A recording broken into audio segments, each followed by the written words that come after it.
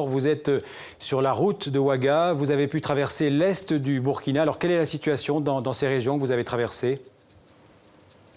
Eh bien, écoutez, Xavier, si les hommes du général Diendéré parviennent depuis plusieurs jours à contenir les manifestations à Ouagadougou, ce n'est pas le cas en province, et notamment dans l'Est, donc, l'Est du pays que nous avons traversé. Des rassemblements ont eu lieu ces derniers jours à Koudougou, à Waïgouya, à Tengodogo ou encore à Fadan-Gourma.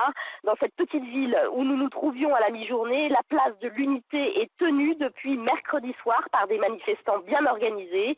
Ils se cotisent pour louer une sono et faire entendre leur mot d'ordre, dehors la satin, Diendéré dégage, le tout avec l'autorisation tacite de la police et de l'armée qui n'interviennent pas, qui ne font pas respecter le couvre-feu. Bref, le RSP ici n'a pas voix au chapitre et cette résistance en province tente de s'organiser au niveau national.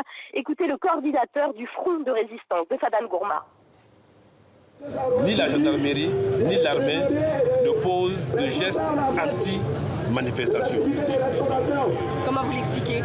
Mais on pense qu'ils sont avec nous.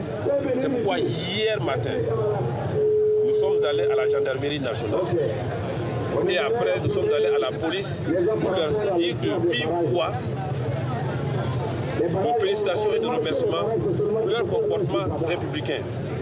Nous sommes permanemment en contact avec nos camarades qui sont entrés en résistance à Ouagadougou, à Bobo-Dioulasso, à Po, à Kopela, à Tengodogo, à Waïgouya, à Dori, à Gawa, à Banfora, un peu partout, à travers les Facebook, à travers les SMS, à travers les contacts téléphoniques, mais aussi on a des camarades qui vont et qui reviennent. Merci Laure de Matos. En tout cas, des centaines de Burkinabés, mais pas seulement, d'ailleurs, ont manifesté hier soir à Paris pour dénoncer un coup d'État de la honte. Le rassemblement a eu lieu devant l'ambassade du Burkina, dans le 8e arrondissement. Entendu dans la foule, le Burkina n'a pas besoin du général Diendéré qui prend le pays en otage. On n'a rien, on est pauvre, on n'a pas les moyens de ce genre de bêtises. Et puis aussi, le mutisme du reste de l'armée semble étrange aux manifestants, de même que celui des candidats à la présidentielle. Une élection qui devait avoir lieu, je vous le rappelle, le 11 octobre prochain.